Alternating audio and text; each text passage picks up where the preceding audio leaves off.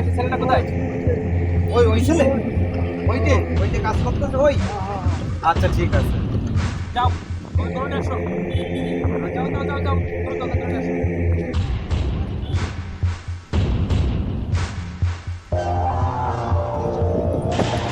এই কি সুযোগ? হ্যাঁ, এই তুই বসের বোনের সাথে কি বেয়াদবি করেছিস? বসকে চল, তোকে বস দেখাবো। আরে চল, এই চল রে।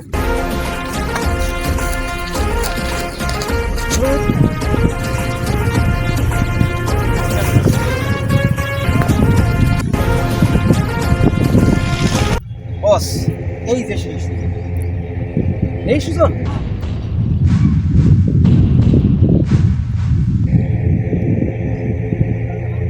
সাবাস, বিশাল কলিজা রে। তুই আমার বোনকে ইমপ্রেস করিস, আমার বোনকে ডিস্টার্ব করিস, তুই অনেক বড় কলিজা। এই তোর কলিজাটা দেখতে ইচ্ছে করছে আমার, তোর কলিজাটা আমাকে দেখতে ইচ্ছে করছে। কেন তুই ডিস্টার্ব করিস কেন? সমস্যা কি তোর বল? করিস তো এই কাজ, আবার চোখ হাই লেভেলে থাকে কি করে বল? কেন করিস?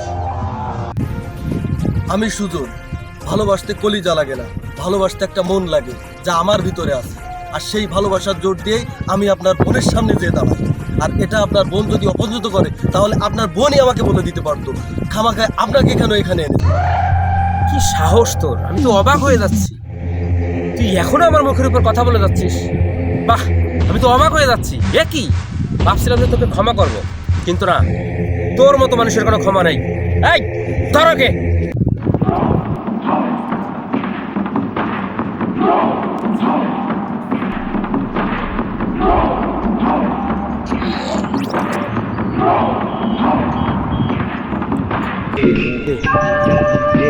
বস বুঝছিস এখন কি করবো?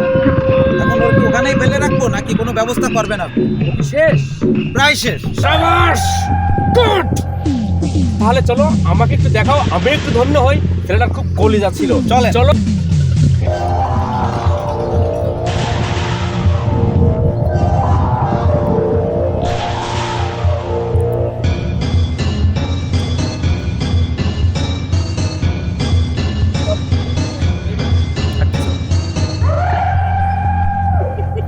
কত বড় কলিজা রে!